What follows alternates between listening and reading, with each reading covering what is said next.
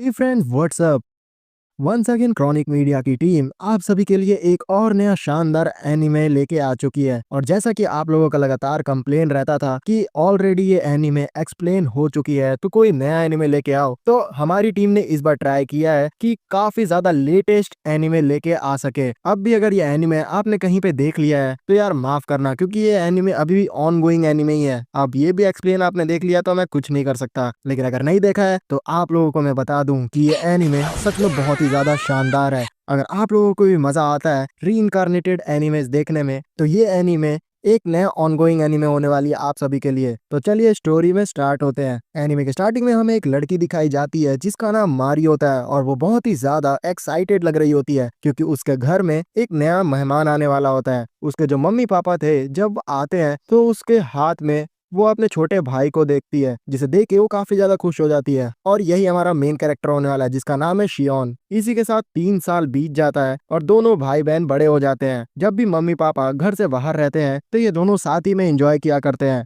घर पे आने के बाद जब पेरेंट्स इन दोनों से पूछते हैं कि तुम लोगों का दिन कैसा रहा, तब शियोन सारा क्रेडिट मारी को दे दिया करता है कि मेरे पास बड़ी बहन है, इसी वजह से मुझे कोई भी टेंशन नहीं होता। और मारी को ये चीज काफी ज्यादा अच्छी लगती है। लेकिन दिन प्रतिदिन मारी एक चीज नोटिस करती है कि जो शियोन है वो बाकी नॉर्मल बच्चों की तरह हरकतें नहीं किया करता है। उसकी काफी ज्यादा जो हरकतें हैं वो एक एडल्ट की तरह है। कभी कभी तो वो अपने छोटे भाई को काफी अजीब सी हरकतें करते हुए देखती है, जैसे कि फायरबॉल मैजिक को ट्राई करते हुए देखना, लेकिन उसे कुछ भी समझ में नहीं आता है, इसलिए वो इस चीज को इग्नोर भी कर देती है। एक समय में जब ये सारे लोग आराम से डिनर को एंजॉय कर रहे थे तो शियोन डायरेक्टली अपने फादर से पूछता है कि क्या इस दुनिया में कोई राक्षस भी पाए जाते हैं, जिसपे उसके फादर कहते हैं कि हाँ, लेकिन तुम्हें डरने की कोई भी बात नहीं है। ये जो हमारा घर है ये काफी ज्यादा सेफ जगह पे है, इसलिए हम लोग तुम्हें बाहर जाने भी नहीं देना चाहते हैं तुम्हारी सेफ्टी के लिए। लेकिन शियोन के फेस से हम लोग देख के बता सकते हैं कि उसको ये चीज बिल्कुल भी नहीं चाहिए थी, वो तो बाहर जाके एंजॉय करना चाहता है। इसी बातों बातों में जो शियोन था वो अपने फादर से ये भी पूछता है कि क्या अलग अलग टाइप के मैजिक बीस्ट और परियां भी एग्जिस्ट करती है इस दुनिया में। तो उसके फादर कहते हैं कि हाँ, लेकिन उसे नॉर्मल लोग जो है हंटर्स वो हंट कर लिया करते हैं,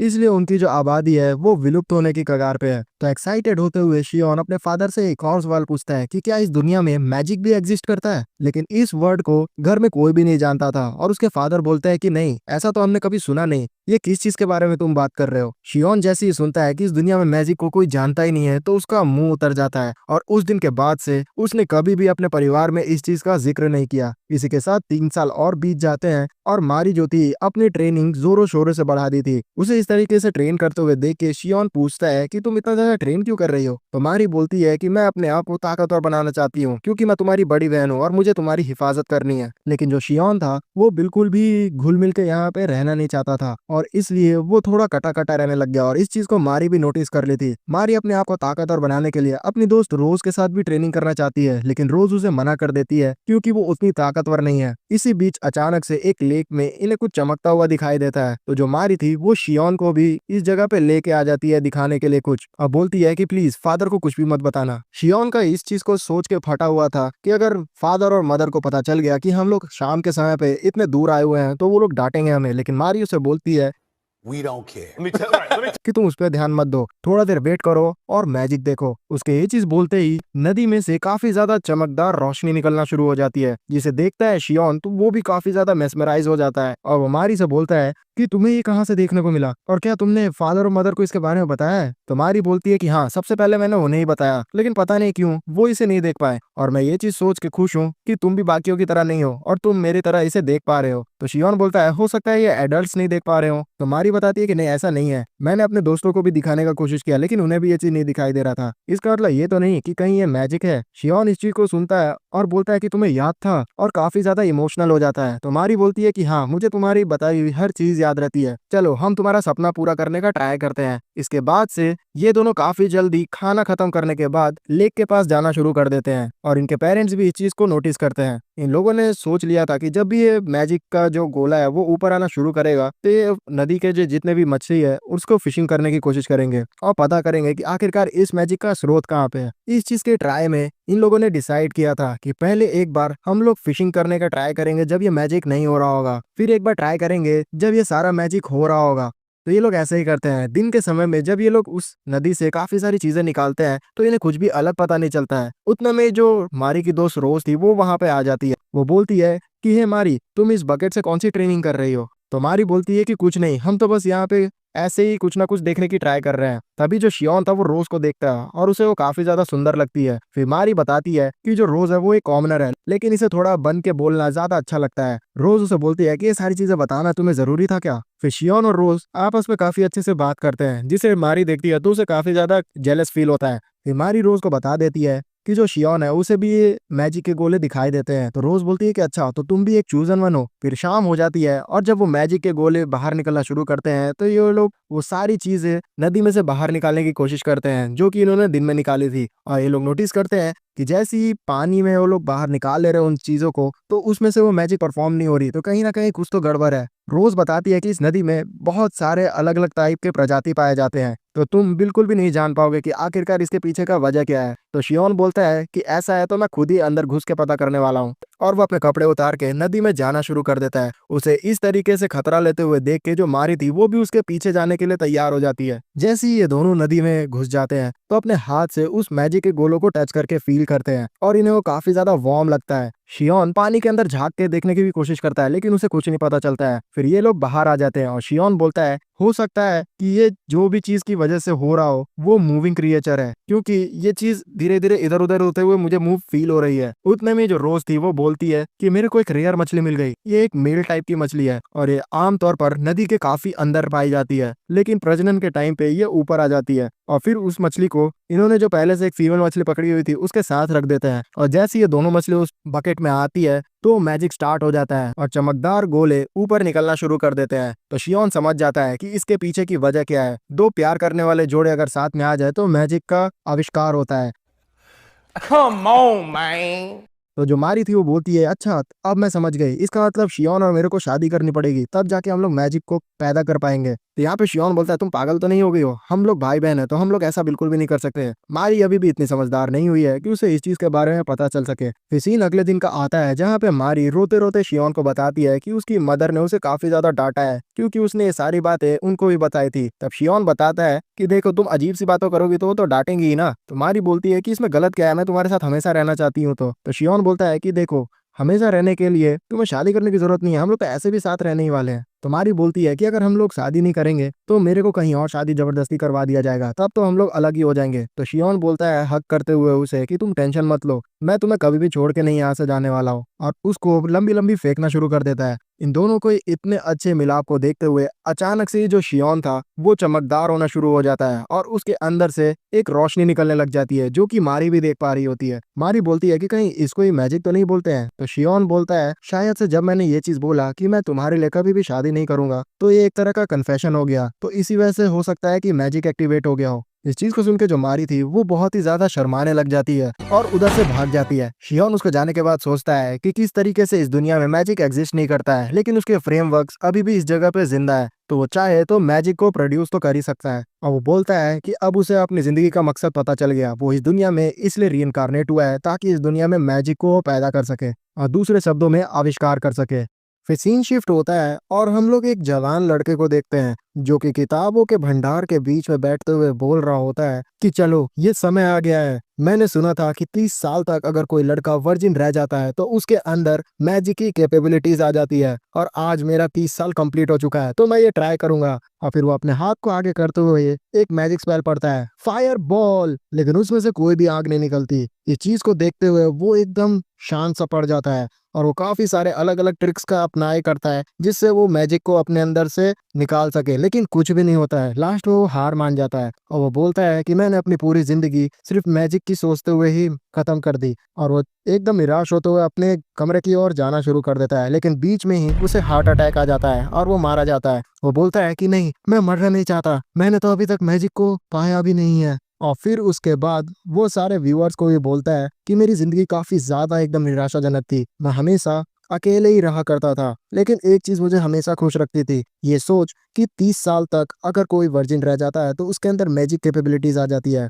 और मैं उस चीज़ पे विश्वास कर लिया था। वही चीज़ मुझे हमेशा मोटिवेट रखती थी। लेकिन तुम लोग अगर ट्राई नहीं करोगे तो कैसे तुम्हें पता चलेगा। लेकिन लगता है कि आज मेरी ज़िंदगी ख़त्म होती है और ये दरअसल और कोई नहीं, शियोन का ही पास्ट लाइफ था। इसके बाद ही शियोन इस दुनिया में रीइंकार्नेट हो जाता है और क्योंकि वो अपने आप को दूसरी दुनिया में पाता है तो उसे ऐसा लगता है कि वो मैजिक भी कर पाएगा। लेकिन ऐसा हम लोग जानते हैं कि इस दुनिया में भी मैजिक नहीं है और शियोन को इस चीज़ को सुनने के बाद भी काफ़ी ज़्यादा बुरा लगता है कि उसका सेकंड जो मौका था वो भी एक जा चुका है उसके हाथ से। वो काफ़ी सारी किताबें भी पढ़ता है इस दुनिया में और 3 साल तक एकदम शांत रह जाता है, लेकिन उसके हाथ कुछ भी नहीं लगता है। लगभग 6 साल की उम्र में ही मैंने अपने जीने का मकसद खो दिया था। लेकिन जब से शियोन को पता चला है कि इस दुनिया में भी थोड़ा बहुत मैजिक को निकाला जा सकता है तो वो काफ़ी ज़्यादा खुश है और वो अपने हाथों से फिर से फायर बॉल का स्पेल पढ़ता है, लेकिन कुछ भी नहीं होता। शियोन बोलता है कि पता नहीं यार, ऐसा कब मेरे को कुछ जानने का मौका मिलेगा, लगता है मुझे ही मेहनत करनी पड़ेगी। उतने में ही जो मारी थी वो बिना गेट खटखटाए उसके कमरे में घुस आती है तो शियोन उसे बोलता है, अरे यार नॉक तो किया करो। तो मारी बोलती है कि तुम ऐसा ऐसा तो कुछ नहीं कर रहे थे कि इतना शर्मा रहे हो। फिर शियोन कुछ बोल नहीं पाता है। फिर उसके बाद मारी उसके बगल में बैठ जाती है तो जो शियोन था कुछ ट्राई करने का सोचता है और उसे डायरेक्टली आई लव यू बोल देता है, जिससे मारी शर्माने लग जाती है और उतने में शियोन का हाथ जो था वो मैजिक से भर जाता है और वो बोलता है कि हाँ, मुझे लगा ही था कि मैं जब भी ऐसा कन्फेस करूंगा तो मेरे अंदर मैजिक फ्लो करेगा। जिसकी वजह से हमारी गुस्सा हो जाती है कि तुम क्या मुझे एक खिलौने की तरह ट्रीट कर रहे हो, तुम जब मन चाहोगे तो आप झूठ बोल दोगे। तो शियोन बोलता है कि अरे नहीं, मैं झूठ नहीं बोल रहा था, मेरे अंदर का जो भी फीलिंग्स था वो एकदम सच्चा ही था।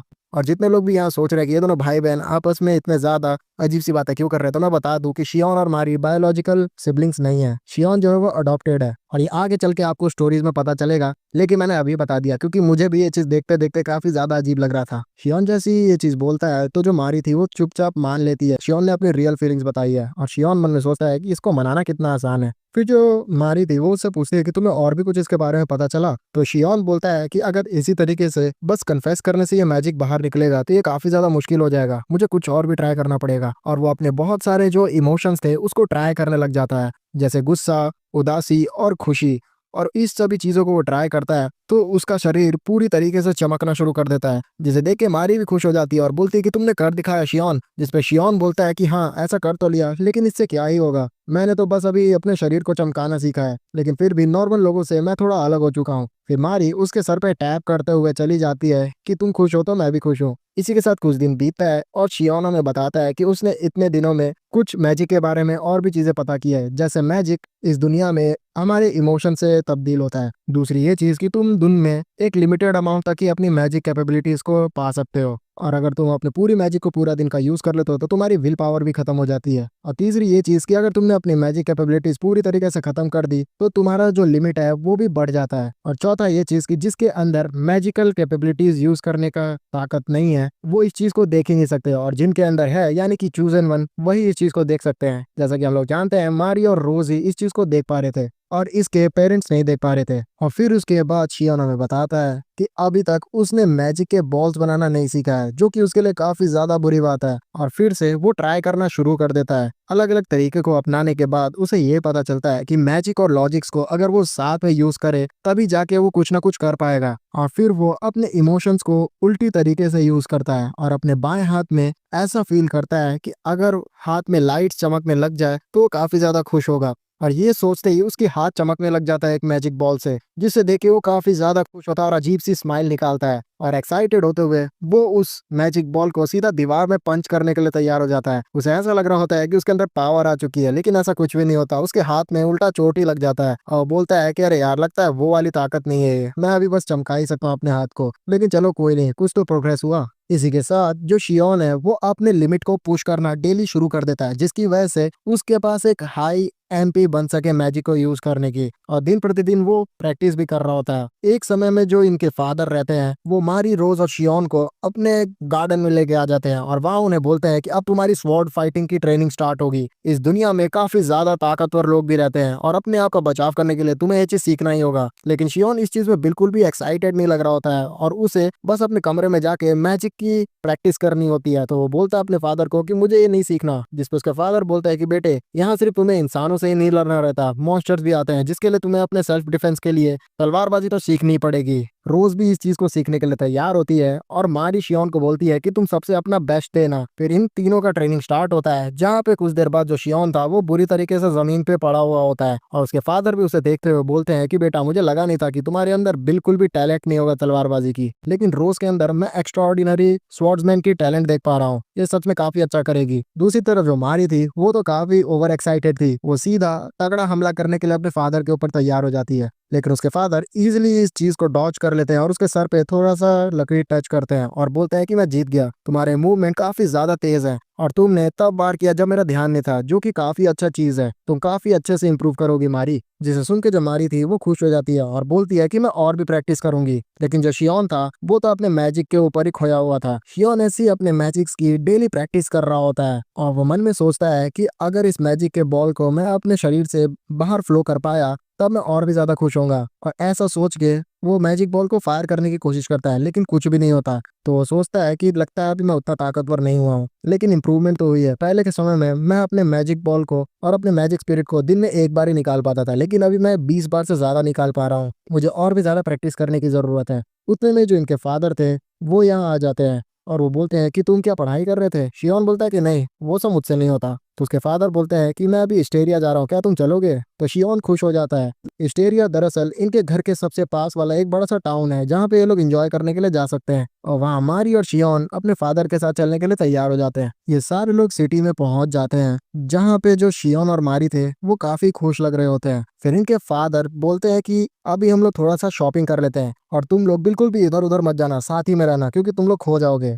इस चीज को सुन के जो शियोन था वो बोलता है कि अरे यार, मैं 30 साल का हूँ असल में, लेकिन अभी तो मैं यहाँ बच्चा हूँ तो मुझे यहीं पे रहना पड़ेगा। मैं तो ये सोच के आया था कि इस सिटी पे मुझे कुछ मैजिक के बारे में ज्यादा सुनने को मिलेगा, लेकिन चलो कोई नहीं, मैं जब बड़ा हो जाऊंगा तो इस सिटी में और भी अपने रिसर्च के लिए आया जाया करूंगा। अभी के लिए बस मैं अपने दिमाग के अंदर इस जगह का फोटो इमेजिन कर लेता हूँ। फिर जब शॉपिंग कर रहे होते हैं इनके पेरेंट्स, तो मारी काफी ज्यादा हंसने लग जाती है और शियोन पूछता है कि तुम हंस क्यों रही हो, लेकिन वो कुछ बताती नहीं है। फिर इनके फादर आते हुए बोलते हैं कि अब मैं अपना शॉपिंग कर लिया है, तो चलो अब चलते हैं तलवार बनाने वाले के पास। जिसे सुन के मारी खुश हो जाती है और फिर ये लोग वहां पहुंच जाते हैं। तलवार बनाने वाला जो बंदा था वो इनके फादर को देखते हुए बोलता है कि अच्छा, तो तुम आए हो गुआइन? तो गुआइन बोलता है कि मैं तुम्हारा एक काफी ज्यादा अच्छा कस्टमर हूँ और उस अपने कस्टमर से इस तरीके से तो बात नहीं करते हैं। तो वो बोलता है कि तुम यहाँ अपने ऑर्डर लेने के लिए आए हो ना, मैंने तुम्हारा ऑर्डर बना के तैयार कर दिया है। वैसे भी तुम अपनी प्यारी सी बेटी के लिए ही वो ऑर्डर बनाना चाहते थे। हेलो मारी, मेरा नाम है ग्रास्ट और मैंने तुम्हारा अच्छा सा तलवार बना लिया है। मैं तुम्हारे फादर का काफी अच्छा दोस्त हूँ। फिर जो मारी और शियोन थे वो अपना इंट्रोडक्शन देते हैं ग्रास्ट को काफी पोलाइटली, जिसे ग्रास्ट देखते हुए बोलता है कि तुम्हारे बच्चे तो काफी ज्यादा पोलाइट है गुआइन, लगता ही नहीं कि तुम्हारे बच्चे हैं। जिस पे गुआइन बोलता है कि मैं तुम्हें पंच मार दूंगा। तो ग्रास्ट बोलता है अरे नहीं नहीं, पंच मत मारना वरना मैं मर जाऊंगा। फिर जो ग्रास्ट था एक सुंदर सी छोटी सी तलवार मारी को दे देता है, जिसे देख के मारी काफी ज्यादा एक्साइटेड होती है। फिर ये सारे लोग अपने घर की तरफ निकल जाते हैं, जहाँ पे मारी काफी उदास हो गई होती है, ये सोचते हुए कि इस जगह पे सिर्फ उसी को एक गिफ्ट मिला, शियोन को नहीं। जिसपे शियोन बोलता है कि अरे कोई नहीं, वैसे भी हम लोग इस जगह पे इसलिए आए थे क्योंकि तुम्हारे बर्थडे का गिफ्ट लेना था, वैसे भी मुझे तलवार लेने में कोई भी एक्साइटमेंट नहीं है। उतने में जो शियोन था उसको एक दुकान पे नजर जाता है और वो अपने फादर से उसके बारे में पूछता है। तो उसके फादर गुस्से में बोलते हैं कि तुम्हें उस दुकान के बारे में जानने का कोई भी जरूरत नहीं है। तो शियोन अपने फादर से माफी मांगता है और मन में सोचता है कि मैं अगर गलत नहीं हूँ तो मैंने उस शॉप का नाम फेरी सेलर से सुना है, आखिरकार वहां पे क्या मिलता होगा। फिर सीन शिफ्ट होता है और हम लोग एक अनजान रात में एक ट्रेडर को देखते हैं जो कि जंगल में से जा रहा होता है और काफी तेज बारिश बरस रही होती है। उतने में उसके सामने एक बच्चा आ जाता है जो काफी ज्यादा डरा हुआ लग रहा होता है। उससे वो पूछता है क्या हुआ, तो वो बताता है कि नहीं, मेरे गांव का कोई भी नहीं बचा, मेरे गांव के सरदार भी चले जा चुके हैं। तो पूछता है कि क्या हुआ, तुम्हारे गांव वालों को क्या हुआ? तो वो बताता है कि गॉब्लिन्स गॉब्लिन्स मेरे पूरे गांव को खत्म कर दिया। जिसे सुन के वो ट्रेडर भी डर जाता है। फिर सीन शिफ्ट होता है शियोन और मारी के सामने, जहाँ पे शियोन अपने लिमिट्स को दिखा रहा होता है मारी को और अपने हाथ में मैजिक शियोन करीबन 10 सेकंड तक होल्ड कर पा रहा होता है, जिसे देख के मारी काफी खुश होती है। लेकिन वो देखते हैं कि शियोन उतना खुश नहीं लग रहा है, जिसपे शियोन बोलता है कि देखो, पहले से तो मैंने काफी ज्यादा इंप्रूव किया है, लेकिन जब तक मैं अपने अंदर से कोई थंडर बोल्ट या फिर अलग तरीके का मैजिक नहीं फ्लो कर लेता तब मुझे ज्यादा मजा नहीं आएगा। मुझे लगता है कि एक स्पेसिफिक अमाउंट का इमोशंस मुझे जमा करके रखना पड़ेगा, तब जाके मैं वो चीज कर पाऊंगा। और वो अपने मन में काफी चीजें सोचने लग जाता है। जो मारी थी उसे पुकार रही होती है, लेकिन शियोन अपने अंदर ही खोया हुआ होता है। वो सोच रहा होता है कि इस दुनिया में बीस्ट भी पाए जाते हैं, साथ ही साथ फेरीज भी पाई जाती है और कुछ लोग तो उसे एक्सप्लॉइट भी करते हैं, फेरीज को पकड़ लेते हैं और उन्हें बेचते भी हैं, जिन्हें फेरी सेलर कहा जाता है। और मेरे डैड इसलिए उस नाम को सुन के काफी ज्यादा गुस्सा हो गए थे, उनका गुस्सा होना भी लाजमी है। उतने में ही जो शियोन था उसे ध्यान आता है कि मारी उसे इतने देर से बुला रही है, तो उसे सॉरी बोलता है, लेकिन अचानक से इसने आवाज सुनाई देता है कि नीचे कोई लोग आए हुए हैं इनके घर में। ये देखते हैं कि गुआन और एमा जो कि इनके माँ बाप हैं, उनके सामने कुछ लोग आए हुए होते हैं और वो बोलते हैं कि तुम्हारे पास जो भी हथियार है वो हमें दे दो। तो गुआन बोलता है कि क्या हो गया? तब वो लोग बताते हैं कि हाँ, गॉब्लिन्स अब आ चुके हैं। तभी शियोन भी उस चीज को सुन लेता है और वो मन में सोचता है कि गॉब्लिन्स, अगर मैं उन्हें स्टडी करूं तो मुझे काफी चीजें पता चल जाएंगी। फिर एज यूजुअल जो गुआन था वो इन सारे वॉरियर्स के साथ गॉब्लिन्स को मारने के लिए जाने लग जाता है, जहां वो इन सभी को बोलता है कि जितने भी लड़कियां हैं वो एक जगह इकट्ठा हो जाएं और शियोन तुम भी इनके साथ चले जाओ और ऊपर ही छुप जाओ, जब तक हम लोग सिग्नल ना दे तब तक तुम नीचे मत आना। और वो चुपचाप यहाँ से जाने लगता है, लेकिन शियोन उसे टोकता है और बोलता है कि फादर, क्या जो गॉब्लिन्स है उनके पास समझदारी होती है? तो वो बोलते हैं कि नहीं, आमतौर पर वो उतने ज्यादा समझदार नहीं होते। तो शियोन बोलता है कि ठीक है, तब तो हम लोग ऊपर छुप जाते हैं जहाँ पे वो लोग चढ़ के भी आ नहीं पाएंगे और हम लोग नीचे का पूरा जगह को ब्लॉक कर देते हैं। तो गुएन बोलता है कि हाँ, तुम लोग ऐसा ही करना, हम लोग कुछ देर में ही आ जाएंगे, वैसे भी 2 गॉब्लिन्स का ही हमें खबर दिया गया है। तो तुरंत ही उसे मारने के बाद जैसे ही मैं अगर सिग्नल दूंगा तभी तुम नीचे आना, वरना नहीं आना। अहिता बोलते हैं गुएन उन गॉब्लिन्स को मारने के लिए चला जाता है। फिर काफी देर हो जाती है, करीबन 2 घंटे, और ये सारे लोग ऊपर ही वेट कर रहे होते हैं, लेकिन कोई भी नहीं आता है। उतने में ही हमें बाहर का सीन दिखाया जाता है। बारिश तेज हो रही होती है और एक गॉब्लिन इनके घर तक पहुंच चुका होता है। वो कूदते हुए इनके बाउंड्री के अंदर आ जाता है और फिर उसके बाद तेजी से वो इनके गेट पे खरोच मारना शुरू कर देता है और देखने से वो काफी ज्यादा ताकतवर लग रहा होता है।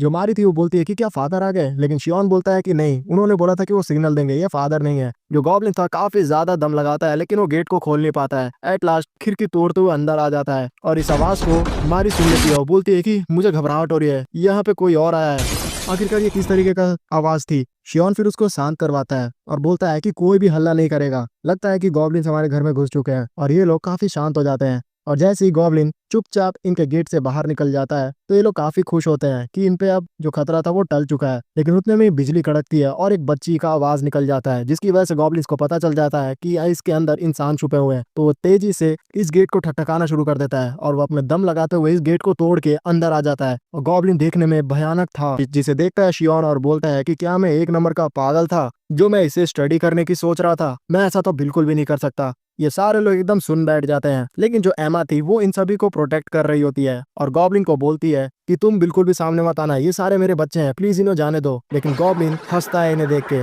शियोन समझ जाता है कि ये गॉब्लिन समझ रहा है और ये जानता भी है कि ये हमसे काफी ज्यादा ताकतवर है, इसलिए ये इस चीज का मजा ले रहा है। और गॉब्लिन बिना सोचे समझे इन पे अटैक करने वाला होता है, लेकिन मारी अपने तलवार को लेके इस गॉब्लिन के सामने आ जाती है। शियोन उसे समझाता है, लेकिन वो बोलते कि नहीं शियोन, मैं तुम्हें प्रोटेक्ट करूंगी। गॉब्लिन एक ही झटके में उसके तलवार को दूर फेंक देता है और मारी को समझ नहीं आता है कि अब क्या होगा और गॉब्लिन उसके ऊपर हमला कर देता है। लेकिन एमा वो हमला अपने ऊपर ले लेती है और मारी को बचा लेती है। फिर गॉब्लिन इन दोनों को खत्म करने वाला होता है, लेकिन शियोन बोलता है कि नहीं, ये लोग मेरी फैमिली है, अगर मैं इन्हें बचा पाया तो फिर मेरा इस दूसरी दुनिया में जिंदा होने का क्या फायदा। और वो तेजी से गॉब्लिन हमला करे उससे पहले उसके हाथ को जकड़ लेता है। सारे लोग उसे समझाते हैं कि ये बेवकूफी मत करो, लेकिन वो सुनता नहीं है। गॉब्लिन उसको अपने हाथ से छुड़वाने की कोशिश कर रहा होता है, लेकिन वो ऐसा कर नहीं पा रहा होता है। फिर शियोन नोटिस करता है कि इस गॉब्लिन में से मैजिक एनर्जी निकल रही होती है, तो वो अपने अंदर से भी जो मैजिक बॉल था वो इसके हाथ पे टच करने लगता है, जिसकी वजह से जो गॉब्लिन था उसका हाथ जलने लगता है। तो वो तेजी से शियोन को दूर पटक देता है और शियोन नोटिस करता है कि उस मैजिक बॉल की वजह से उस गॉब्लिन का हाथ जल चुका है। तो दिमाग लगाते हुए सीधा अपने मैजिक बॉल को गैदर करता है और उस गॉब्लिन के सर के ऊपर लगा देता है, जिससे उस गॉब्लिन को काफी ज्यादा दर्द होता है। लेकिन एट लास्ट वो गॉब्लिन मारा जाता है। पता नहीं क्यों इस चीज को देखते हुए सारे लोग शियोन से ही डरना शुरू कर देते हैं। तो शियोन बोलता है कि मैं थोड़ी ना मॉन्स्टर हूँ, तुम लोग मुझसे क्यों डर रहे हो? लेकिन जो रोज थी वो शियोन को आके हाथ पकड़ती है और बोलती है कि तुम अगर यहाँ नहीं होते तो हम बिल्कुल भी बच नहीं पाते। लेकिन फिर मारी बोलती है, शियोन हमारी मदर का हालत बहुत ही ज्यादा खराब है, इनका काफी ज्यादा खून बह गया है। तो शियोन बोलता है कि हमें कुछ ना कुछ करना होगा, अगर समय रहते हमने इनका इलाज नहीं किया तो ये मारी जाएंगी। तभी वो सारे लोग से पूछता है कि कोई यहाँ पे फार्मासिस्ट है? तो सारे लोग ना में सर हिलाते हैं। तो शियोन बोलता है मुझे लगा ही था कि ये जगह काफी ज्यादा छोटा विलेज है, तो यहाँ ये सब मिलना ही मुश्किल है। और फिर वो सबसे रिक्वेस्ट करता है कि उसकी मदर को एक बेड पे लेटा दिया जाए और सभी वैसा ही करते हैं। फिर शियोन इन सभी को बोलता है कि किसी को सिलाई करने आती है? तो 2 लड़की अपना हाथ खड़ा करती है। तो फिर शियोन बोलता है कि ठीक है। फिर वो कुछ कुछ दवाइयां मंगाता है, कुछ साफ कपड़े मंगाता है और सिलाई करने वाली चीजें मंगाता है। और फिर उसके बाद वो अपने मदर जो थी उसके ऊपर प्रैक्टिस करने के लिए शुरू हो चुका होता है। वो मन में सोच रहा होता है कि मैं बस होप कर रहा हूँ कि वो जो गॉब्लिन का घाव वो ज्यादा गहरा ना हो और उसके घाव में कोई पॉइजन चीज ना हो। नहीं, ये मैं क्या सोच रहा हूँ, ऐसा बिल्कुल भी नहीं होगा। जो लड़की ये चीज में मदद कर रही थी शियोन की, वो बोलती है कि आप माय लॉर्ड क्या कर रहे हो? तो शियोन बोलता है कि हमें घाव को सिलना पड़ेगा, अगर वो खुला रह गया तो वो ज्यादा डेडली है। तो बोलती है कि मैंने तो कभी ऐसा कुछ चीज सुना ही नहीं। तो शियोन बोलता है कि तुम बिल्कुल भी इस चीज पे ध्यान मत दो, यहाँ हमें ये चीज करना ही होगा। कुछ देर होता है और जो शियोन था वो अपनी माँ के घाव को भर देता है, जिसे देख के सारे लोग काफी खुश होते हैं और उसकी तारीफ भी करते हैं। वो बोलता है कि कुछ देर मेरी माँ को आराम करने दो, वो तुरंत ही ठीक हो जाएंगी। फिर हमें बताया जाता है कि जो गोवैन था वो अपने सारे सोल्जर्स के साथ मिलके गॉब्लिन्स के बिल तक पहुंच चुका होता है, जहाँ पे वो 2 गॉब्लिन्स को भी मार देता है। लेकिन उन्हें लगा नहीं था कि और भी गॉब्लिन्स होंगे। किसी तरीके से थोड़ी बहुत लोग घायल हुए, लेकिन उन्होंने सारे गॉब्लिन्स को मार दिया और एक भी कैजुअलिटीज नहीं हुई। सारे लोग अपने घर पे पहुंच जाते हैं और फिर जो एमा थी उसकी भी हालत सुधरने लगती है। एक डॉक्टर उन्हें देखने के लिए आता है और वो बोलता है कि भगवान का शुक्र है कि जो एमा की घाव है वो हड्डी तक नहीं लगा है, वरना उन्हें और भी ज्यादा दिक्कत होती। और ये जो घाव काफी अच्छे से सिले हुए हैं, क्या उस समय कोई अच्छा मेडिकल प्रैक्टिशनर यहाँ पे था? तो सारे लोग बोलते हैं कि हाँ, कुछ वैसा ही। फिर वो डॉक्टर कुछ मेडिकेशंस दे के यहाँ से चला जाता है और एमा उससे थैंक यू भी कहती है। फिर जो मारी थी वो रोते हुए एमा को हक करती है और बोलती है कि मेरी गलती है सारी। तो एमा बोलती है कि नहीं, तुम तो काफी ज्यादा ब्रेव थी, वहाँ तुम वैसे भी कुछ नहीं कर पाती। दूसरी तरफ जो गवैन था वो शियोन से बोलता है कि तुमने काफी अच्छे तरीके से अपनी समझदारी का यूज करते हुए उस मेडिकल की चीज को पूरा किया है। मैं पूछ सकता हूँ कि तुम्हें ये चीज कहाँ से आती है? तो शियोन मन में सोच रहा था कि मैंने नहीं बता सकता कि मैं एक 30 साल का जापानीज लड़का हुआ करता था। फिर वो बोलता है कि मुझे पता नहीं, बस मैंने ट्राई किया और मेरे मन में जो आया मैंने करता गया और वो सही हो गया। तो गुवेन बोलता है कि ठीक है, मैं अब तुमसे दूसरा सवाल पूछना चाहता हूँ कि लोगों ने मुझे सारी चीजें बता दिया है, तुमने दरअसल उस गॉब्लिन को कैसे मार दिया? मैंने उसके शरीर पे वो जलने के निशान देखे हैं, कहीं वो मैजिक तो नहीं? तो शियोन बोलता है कि आपको मैजिक के बारे में कैसे पता? तो गुवेन बोलता है कि तुम शुरू से ही काफी ज्यादा लॉजिकल बातें किया करते थे। तब शियोन बोलता है कि आपको मुझ पे भरोसा है अगर मैं आपको बोलूं कि मैं मैजिक कर सकता हूं? तो गुवेन बोलता है कि मैं भरोसा करना तो नहीं चाहता, लेकिन मैं अपने बच्चे पे पूरी तरीके से ट्रस्ट करता हूँ। तो मारी बोलती है कि जो शियोन है वो काफी ज्यादा मेहनत कर रहा है इस मैजिक को बनाने के लिए, उसने काफी अच्छे से अपने बॉडी के अंदर मैजिक के फ्लो को लाया है। तो गुवेन बोलता है कि मैं जानता हूँ ये चीज काफी मेहनत से ही हो पाई है, लेकिन मैं अब तुम्हें बोलना चाहता हूँ शियोन कि इस चीज को यहीं पे रोक दो, क्योंकि इस दुनिया में कोई भी चीज तुम्हें अगर अजीब सी लोगों को दिखती है तो वो लोग उसे काफी ज्यादा तंग करते हैं। मैं नहीं चाहता कि तुम्हें काफी मुसीबत का सामना करना पड़े। तमारी बोलती है कि नहीं, वो ऐसे नहीं रोक सकता, उसने काफी ज्यादा मेहनत की है इस चीज को इजाद करने के लिए। तो गवेन बोलता है तुम नहीं जानती हो, जो लोग हैं उसे अगर कोई अजीब सा लोग दिखता है तो उसे काफी ज्यादा परेशान करते हैं और मैं नहीं चाहता मेरा बेटा इस चीज में चला जाए, और मुझे काफी ज्यादा डर है कि ये काफी खतरनाक चीज हो सकती है। तो मारी बोलती है कि नहीं, ये खतरनाक चीज नहीं है। तो गवेन बोलता है कि जो चीज गॉब्लिन को मार दे वो खतरनाक कैसे नहीं है हो सकती? तभी चिल्लाते हुए शियोन बोलता है कि मैं इस चीज को कभी भी नहीं रोकने वाला। मैं आपको डैड बता दूं कि इस दुनिया में मेरे पास सिर्फ एक यही मकसद है, अगर मैं ये चीज रोक दूंगा तो मैं कहीं खो सा जाऊंगा और मैं कुछ भी नहीं कर पाऊंगा। तब गुवेन बोलता है कि तुम अभी छोटे से बच्चे हो, तुम बड़े हो जाओगे तब तुम्हें पता चलेगा कि अभी काफी सारी चीजें हैं जिंदगी में करने के लिए। तो शियोन बोलता है कि नहीं, मैं इसी चीज में आगे बढ़ना चाहता हूँ, आप नहीं जानते ये मेरा सपना है। तो गुवेन उसे इतनी ज्यादा जिद करते हुए देखते हुए बोलता है कि क्या तुम ये हमेशा करने वाले हो, चाहे लोग कितना भी तुम्हें अजीब सा ट्रीट करें? तो शियोन बोलता है कि हाँ, मैं हमेशा यही चीज करूंगा। तब लास्ट में गुवेन उसे बोलता है कि ठीक है, मैं तैयार हूँ, लेकिन एक ही शर्त पे, तुम्हें कुछ भी नया चीज पता चले तो तुम मुझे बताना, और जहाँ पे भी मुझे लगेगा कि ज्यादा खतरा है तो मैं तुम्हें रोक दूंगा। तो शियोन बोलता है कि बस इतना ही, आप मान गए? तो गुवेन बोलता है कि हाँ, वैसे भी एक पेरेंट्स होने के नाते मैं इतना तो कर ही सकता हूँ। तो शियोन उतने में ही रोने लग जाता है और गुवेन बोलता है कि मेरे बच्चे, तुम्हें अब तुम्हारी जिंदगी का मकसद मिल चुका है, तुम काफी ज्यादा आगे जाना। नेक्स्ट सीन में हम लोग जो गोवेन है उसको एक आग जलाते हुए देखते हैं और वो शियोन को बोलता है कि बेटा इतना आग ठीक है ना? जिसपे शियोन बोलता है कि हाँ फादर, इतना ठीक है। फिर वो अपने हाथ में कुछ मैजिक गैदर करता है और उस आग के पास अपने हाथ को ले जाता है, लेकिन उसका हाथ ब्लू लाइट का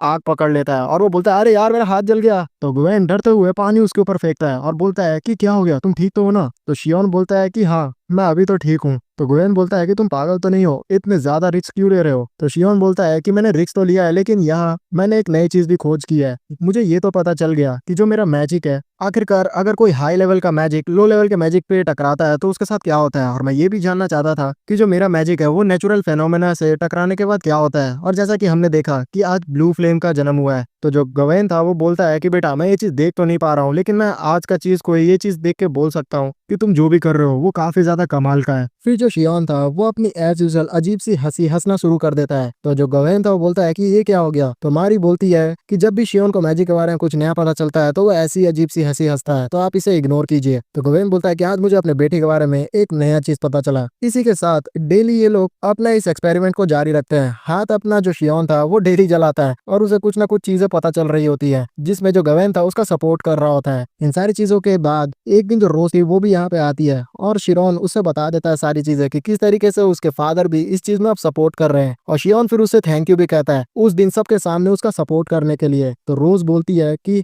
थैंक यू तो मुझे तुम्हें बोलना चाहिए, अगर तुम नहीं रहते तो हम में से कोई भी जिंदा नहीं होता। वैसे आखिरकार मारी कहाँ पे है? वो तो हमेशा तुम्हारे साथ ही रहती है, तो अभी कहाँ चली गई? तो शियोन बोलता है कि वो अभी स्वॉर्ड की प्रैक्टिस कर रही है। तो रोज बोलती है कि दरअसल वो उस दिन के बाद से काफी ज्यादा डिमोटिवेटेड हो गई है, उसे ऐसा लगता है कि वो बिल्कुल भी ताकतवर नहीं है। मैं तुमसे एक चीज जरूर कहूंगी, तुम हमेशा उसको सपोर्ट करते रहना ताकि वो कॉन्फिडेंट रहे। तो शियोन बोलता है कि हाँ, मैं तो हमेशा उसी के साइड हूँ। फिर जो शियोन था वो अभी तक उसने क्या सीखा है मैजिक से वो हमें बताने लगता है। पहली चीज ये है कि तुम्हारी मैजिक एनर्जी जितनी ज्यादा बड़ी होगी आग भी उतनी ज्यादा बड़ा पकड़ेगा, और जितनी ज्यादा तुम मैजिक एनर्जी का यूज करोगे उतनी बड़े पावरफुल मैजिक को भी तुम यूज कर पाओगे। दूसरा ये है कि आग के जैसे दूसरी गर्म चीजें भी अगर तुम टच करोगे अपने मैजिक से तो वो भी आग पकड़ लेती है। तीसरा ये है कि अगर मैं आग को अपने मैजिकल चार्ज तरीके से भी टच करूं तो वो भी आग पकड़ लेती है, लेकिन वो थोड़ा कम गर्म होता है और उसका जो फ्लेम होता है वो येलो होता है। और चौथा ये है कि अगर तुमने अपने हाथ में ग्लव्स पहन के अपने मैजिक को गैदर किया तो आग तो फिर भी लगेगा, लेकिन इस बार तुम्हारे हाथ में ग्लव्स जलेगा। फिर ये सारी चीजें रोजमारी और गवेन को भी बताता है। वो लोग बोलते हैं कि ये थोड़ा खतरनाक तो है, लेकिन अभी तक तुमने जितना भी सीखा है काफी ज्यादा अच्छा है। उतने में जो मारी थी अपने हाथ से मैजिक बॉल को बना के दिखाती है शियोन को, जिसे शियोन देखता है तो वो शॉक्ड होता है। वो बोलता है कि तुम ऐसा कैसे कर पा रही हो? तो मारी बोलती है कि मैंने तुम्हें बस इसके बारे में बोलते हुए सुना और मैं सीख गई। फिर जो रोज थी वो भी ये चीज करके दिखाती है, जिसे शियोन बोलता है कि अरे मैं ही बच गया क्या, जिसमें वो दोनों भी मोटिवेट करती है शियोन को करने के लिए। जिसमें शियोन भी वो चीज करके देखता है तो वो भी करने में सक्सेसफुल हो जाता है और काफी ज्यादा खुश होता है। फिर वो बोलता है कि अब मेरा एक एक्सपेरिमेंट काम कर जाएगा। वो तेजी से दौड़ते हुए ग्राउंड में चला जाता है और एक लाइटर का यूज करते हुए एक जबरदस्त फायर बॉल मैजिक थ्रो करता है,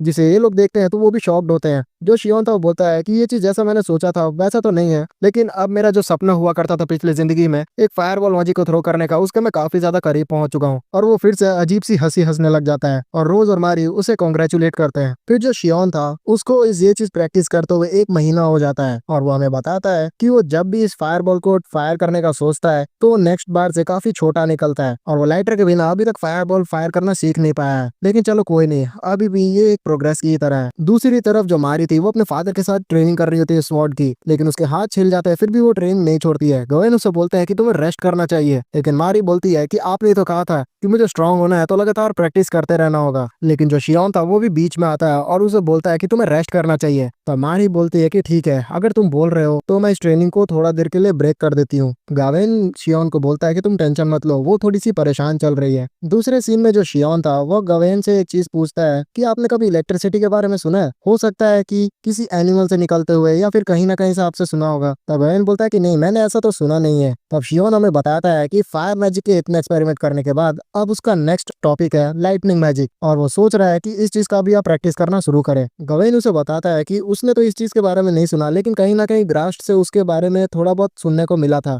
तो क्या हमें हिस्टेरिया चलना चाहिए? तो शियोन उस चीज को चलने के लिए तैयार हो जाता है, लेकिन मारी मना कर देती है और बोलती है कि तुम सभी चले जाओ, मैं अभी जा रही हूँ आराम करने के लिए, और वो अपने गेट को बंद कर लेती है। थोड़ी देर बाद शियोन और गवेन पहुंच जाते हैं ग्रास्ट के पास। शियोन अपना रिक्वायरमेंट ग्रास्ट को बताता है, तो ग्रास्ट बोलता है कि तुम एक लाइटनिंग ओर को पाने की कोशिश कर रहे हो, वो तो सच में बहुत ही रेयर होता है। तो शियोन बोलता है कि क्या उसे घोंचना और माइन करना बहुत ही मुश्किल है? तो ग्रास्ट बोलता है कि नहीं, तुम्हारे पास अगर लाइसेंस हो तो तुम कहीं से भी उसे माइन कर सकते हो, लेकिन उसे ट्रांसपोर्ट करना काफी मुश्किल होता है। तब शियोन मन में सोचता है कि लगता है उसका यूज करते हुए मैं कुछ भी नहीं कर पाऊंगा। तो वो ग्रास्ट को बोलता है कि तुम्हारे पास कोई माइका टाइप का ओर होगा जिसके बहुत सारे लेयर होते हैं और वो सफेद कलर का होता है। तो ग्रास्ट बोलता है तो तुम इस पेपर रॉक के बारे में बोल रहे हो, और वो निकाल के उसके सामने रख देता है। तो शियोन उसे घूरने लग जाता है। तब ग्रास्ट बोलता है कि पता नहीं आजकल के बच्चे ये अजीब सी चीजों में इतने इंटरेस्ट क्यों ले रहे हैं। तो गवेन बोलता है कि तुम्हें नहीं पता होगा, लेकिन ये बच्चे की तरह तो बिल्कुल भी नहीं सोच रहा है। तब शियोन उस चीज को देखने के बाद ग्रास्ट को बोलता है कि आपके पास इससे बड़ा मिल जाएगा। तब ग्रास्ट बोलता है कि जितना ज्यादा बड़ा तुम्हें चाहिए तो तुम्हें ट्रेड डिस्ट्रिक्ट में मिल जाएगा, लेकिन जितने बड़े का तुम डिमांड कर रहे हो वो काफी ज्यादा महंगा होगा, करीबन 4000 रेल्म। तो इस कॉस्ट को सुनता है शियोन तो वो शॉक्ड हो जाता है। वो मन में सोचता है कि इतने में तो एक पूरी फैमिली भरपेट खाना खा सकती है, इसलिए वो उदास हो जाता है।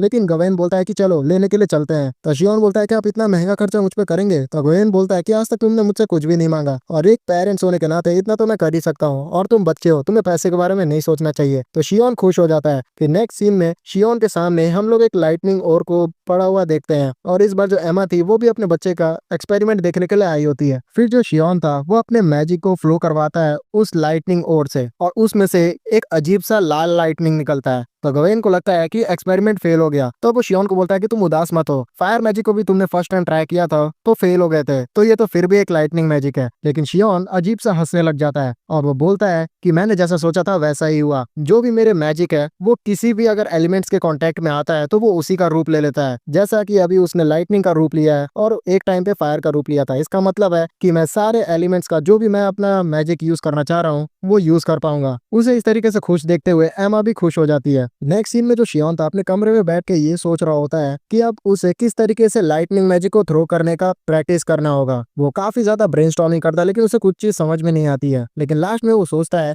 कि वो जो अपना मैजिक बॉल बनाता है उसके शेप को उसे चेंज करना चाहिए और अपने मैजिक को थोड़ा और वर्सेटाइल बनाना चाहिए। फिर वो अपने दिमाग का यूज करते हुए अलग अलग शेप्स के मैजिक क्रिएट करना शुरू कर देता है। वो ये सारी चीजें कर ही रहा होता है कि उतने में ही वो मारी के कमरे में जाता है और उसे बुलाने की कोशिश करता है, लेकिन वो देखता है कि मारी वहां नहीं है। तो वो ढूंढते हुए जंगल में जाता है तो वो देखता है कि जो मारी है वहां प्रैक्टिस कर रही है स्वॉर्ड की। तो उसे रोज की बात याद आती है और वो मारी के पास चला जाता है और शियोन बोलता है कि तुम हमेशा से ही मेरे मैजिक में मेरा साथ देते रहे, लेकिन मैंने कभी भी तुम्हारे स्वॉर्ड प्रैक्टिस में तुम्हारा साथ नहीं दिया। जिस पे मारी कहती है कि तुम्हें इस चीज का बिल्कुल भी टेंशन नहीं लेना चाहिए, मैं तो बस इस चीज से थोड़ा बुरा फील करती हूँ कि मैं तुम्हारी बड़ी बहन हूँ और मैं उस टाइम पे गॉब्लिन से तुम्हें बिल्कुल भी नहीं बचा पाई। तुम छोटे होते हुए सामने आके हमारी जान बचाया, अगर तुम वहां नहीं रहते तो अभी तक तो मैं मारी भी जाती। इसी चीज से मेरे अंदर गुस्सा भरा हुआ है और मैं काफी ज्यादा ट्रेन करना चाह रही हूँ। तो शियोन बोलता है कि क्या तुम मुझे हेट करती हो? तो मारी बोलती है कि नहीं, तुम मेरे छोटे भाई हो और मैं तुम्हें बिल्कुल भी हेट नहीं करती हूँ और ना ही मैं तुम्हें नफरत करते हुए देखना चाहती हूँ। मैं तो बस जेलस हूँ ये सोचते हुए कि तुम बस छोटे हो और मेरे से ज्यादा काबिलियत रखते हो, इसलिए मैं बस प्रैक्टिस कर रही हूँ ताकि मैं स्ट्रांग बन सकूं। ये चीज को शियोन सुन रहा होता है और वो सीधा मारी को हक कर लेता है और वो बोलता है कि मुझे माफ करना, लेकिन मैं तुम्हारा साथ अब से हमेशा देने वाला हूँ। फिर शियोन मन में बोलता है कि बड़े हो या फिर बच्चे, इस दुनिया में सब कोई अपने ऊपर मेहनत कर ही रहे हैं ताकि वो और भी आगे बढ़ सके।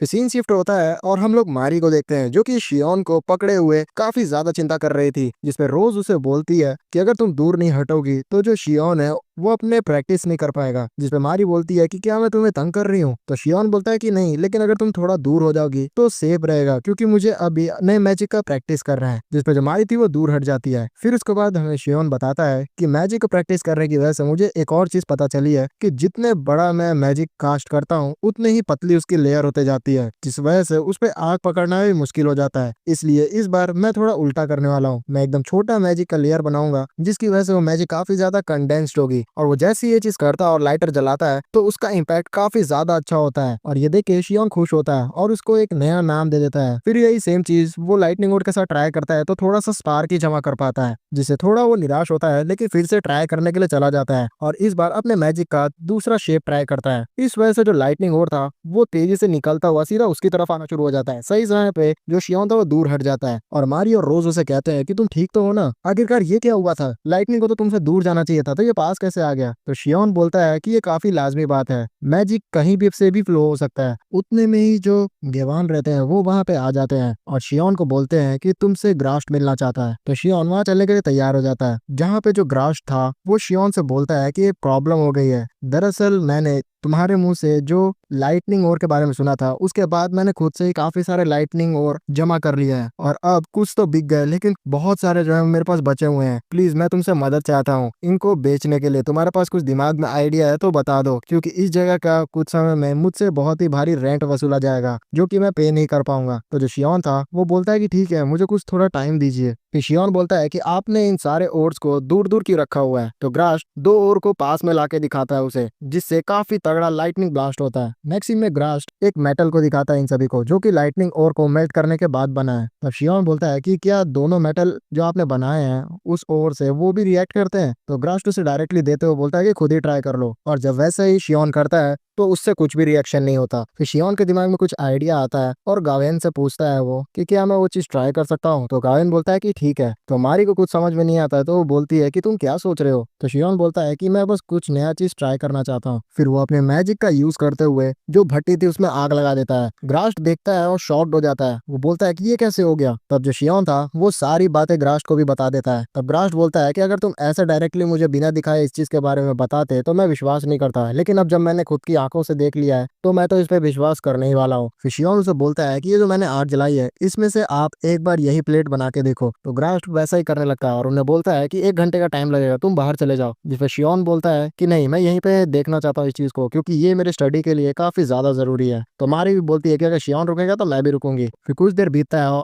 और जो ग्रास था वो मेटल बना देता है उस ओर से शियोन की आंख का यूज करते हुए। और इस बार जब वो दोनों मेटल्स को आपस में टकराता है तो वो चमकना शुरू हो जाते हैं। तब शियोन जो था वो समझ जाता है कि उसका जो एक्सपेरिमेंट था वो सफल हो गया है। और फिर उसके बाद वो बोलता है कि इन सारे जितने भी ओर्स हैं उससे यही प्लेट्स बना दीजिए, मेरे पास दिमाग में कुछ आइडिया है। फिर दिन रात एक करके जो ग्रास्ट और गवेन थे वो बहुत सारे मेटल प्लेट्स बना लेते हैं। फिर शियोन उनसे 2 प्रोडक्ट्स बनाता है, एक लैंप और एक लाइटर। लैंप के बीच में एक फट्टा लगा दिया होता है इसने, जब भी वो फट्टा कोई हटाएगा तो दोनों जो मेटल प्लेट्स है वो रिएक्ट करते हुए चमकना शुरू हो जाएंगे, जो कि अंधेरे में उजाले का काम करेंगे। और सेम लाइटर पे भी एप्लीकेबल होता है। अपने बेटे को इतना ज्यादा टैलेंटेड देखते हुए जो एमा थी वो काफी ज्यादा खुश होती है और मारी बोलती है कि मैं तो शुरू से ही कहती थी कि शियोन काफी ज्यादा टैलेंटेड है। इसके बाद जो ये सारा प्रोडक्ट बनाया था शियोन ने अपने दिमाग लगाते हुए, ग्रास्ट की शॉप से वो पलक झपकते ही बिक जाता है। शियोन बोलता है कि ये जो प्रोडक्ट मैंने आविष्कार किया है ये आगे के मेरे एक्सपेरिमेंट्स के लिए काफी ज्यादा योगदान देने वाला है। इस शियोन एक्सपेरिमेंट करते हुए उसे एक और चीज याद आती है कि जो फायर है वो बिना ऑक्सीजन के जलता ही नहीं है। और इस चीज को डेमोन्स्ट्रेट करने के लिए वो मारी को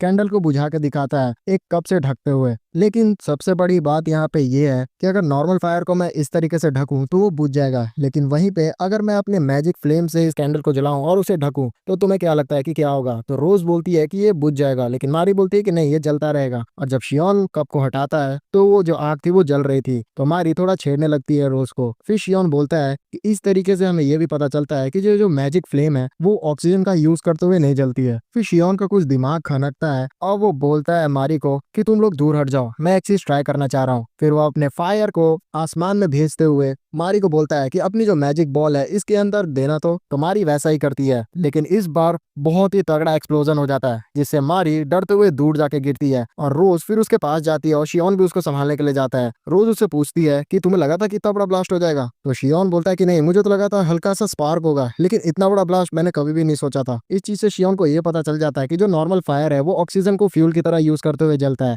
लेकिन इसकी जो मैजिक वाली फायर है वो मैजिक को एज एन फ्यूल यूज करती है। और इसे हम लोग मैजिक भी नहीं कहेंगे, एक तरह से ये एक एलिमेंट है जिसके बारे में मुझे पता नहीं, अगर मैं सही हूँ तो वो चीज भी काम करनी चाहिए। और फिर ये बोलते हुए वो चला जाता लाइटनिंग ओर के पास और वहां पे अपनी मैजिक को परफॉर्म करता है। इस बार जो लाइटनिंग था वो उसके हाथ पे जाके लगता है, जिससे वो काफी ज्यादा खुश हो जाता है और बोलता है कि हाँ, जैसा मैंने सोचा था वैसा ही है। और फिर वो अजीब सा मुंह बनाना लग जाता है। जो मारी थी वो खुश हो जाती है उसे खुश देखते हुए। थोड़ी देर बाद जो ग्रास्ट था वो आ जाता है और शियोन को उसके स्वाद अनुसार एक ग्लव्स बना के ले आता है, जो कि उसने बनाया हुआ था वही पेपर ओर का यूज करते हुए। फिर शियोन उस ग्लव्स को पहनने के बाद अपने फायर मैजिक को थ्रो करने की कोशिश करता है, जिससे काफी बड़ा ब्लास्ट होता है। और फिर उसके बाद वो अपने लाइटनिंग मैजिक को भी ट्राई करता है, जो कि इस बार काफी अच्छे से लगती है। शियोन के आंखों में आंसू आ जाता है क्योंकि उसने अपना सपना पूरा कर दिया। दोस्तों, यहाँ बीच में काफी सारी चीजें शियोन ने एक्सप्लेन करने की भी कोशिश की थी, लेकिन मुझे लगा कि वो बोरिंग होगी, इसलिए मैंने आप लोगों को एक्सप्लेन नहीं की। उसने काफी सारे साइंस की भी बातें की थी, इसलिए मैं सोच रहा था कि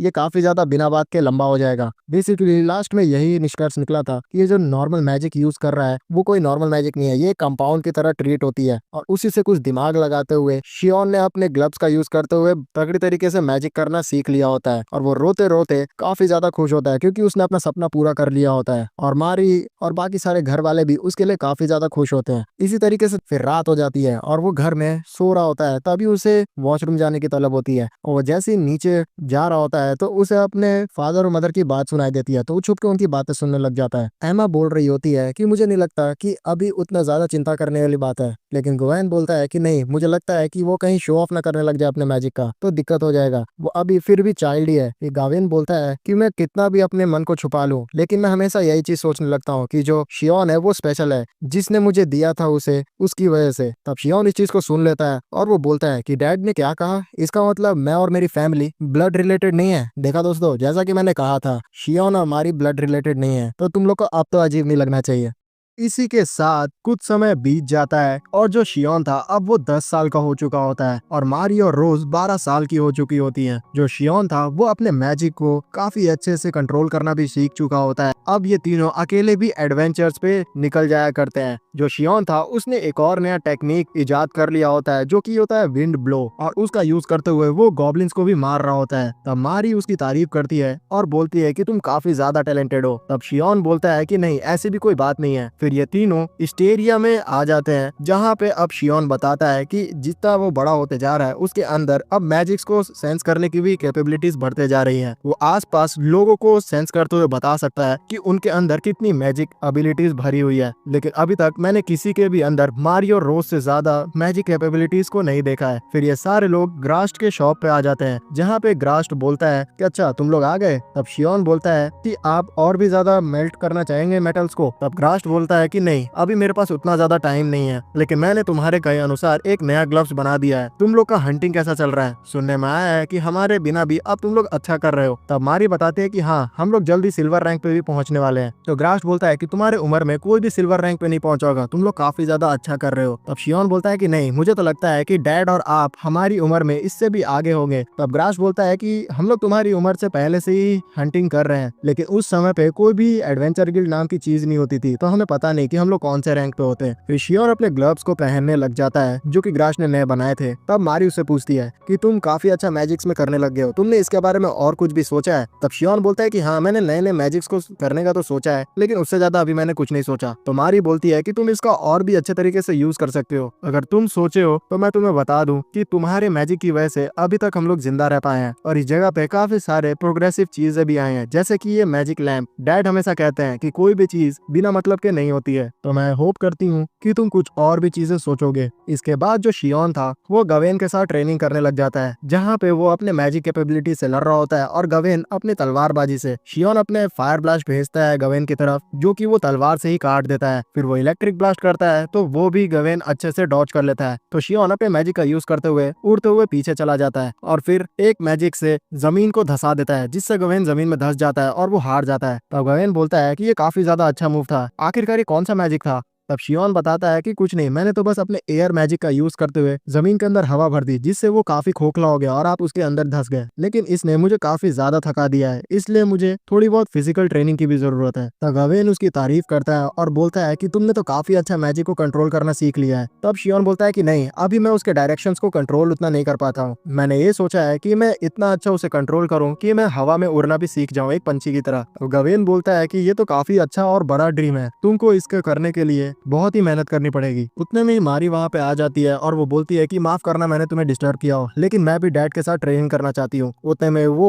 गवेन के ऊपर हमला कर देती है, लेकिन गवेन सारे अटैक को डॉज कर रहा होता है। फिर भी बहुत ही मेहनत करते हुए मारी उस पर लगातार अटैक कर रही होती है, लेकिन लास्ट में वो हार ही जाती है। तब वो बोलती है कि पता नहीं क्यों शियोन आपसे हमेशा जीत जाता है और मैं हार ही जाती हूँ। तब गवेन बोलता है कि बेटी तुम ऐसी मेहनत करती रहो, तुम एक दिन जरूर मुझसे जीतोगी। तो इस चीज को सुनने के बाद जो मारी थी वो ट्रेनिंग करने चली जाती है। तब शियोन गवेन से पूछता है कि आपको क्या लगता है कि मारी ने कितना अच्छा प्रोग्रेस किया है? तो गवेन बोलता है कि मारी ने काफी अच्छा प्रोग्रेस किया है। मैं इतना बता सकता हूँ कि 12 साल की उम्र में उसके पास एडल्ट जितनी ताकत है एक स्वॉर्डमैन की तरह। तो शियोन बोलता है कि क्या ये मैजिक की वजह से? तो गवेन बोलता है कि मैं ये स्पष्ट रूप से नहीं कह सकता। नेक्स्ट सीन में जो मारी और शियोन थे वो रोज के बागीचे में पहुंच जाते हैं, जहाँ पे रोज उन्हें बोलती है कि तुम लोग का यहाँ पे आने के लिए शुक्रिया, मैं तुमसे एक मदद मांगना चाहती हूँ। तब शियोन बोलता है कि तुम जो चाहो वो हम लोग करेंगे। तब रोज बोलती है कि मैं ज्यादा कुछ नहीं, बस तुम्हें एक टोकरी दे रही हूँ, इसके अंदर जितने भी छोटे कीड़े हैं उसको जमा कर देना जो भी बागीचा खराब कर रहे हैं। तो ये लोग उस पे लग जाते हैं और सुबह से शाम हो जाती है और सारे कीड़ों को इन्होंने मार दिया होता है और ये लोग काफी थक चुके होते हैं। जो रोज थी वो इनका शुक्रिया कर रही होती है और मारी भी काफी खुश होती है। उतने में जो मौसम था वो बदल जाता है और आसमान में बिजली कड़कना शुरू हो जाती है। तो ये लोग घर की तरफ भागते हैं, लेकिन जो मारी थी वो बेहोश हो जाती है। तो जो शियोन था वो मारी को रोज के घर पे जाके आराम करने के लिए रख देता है। तभी जो मारी थी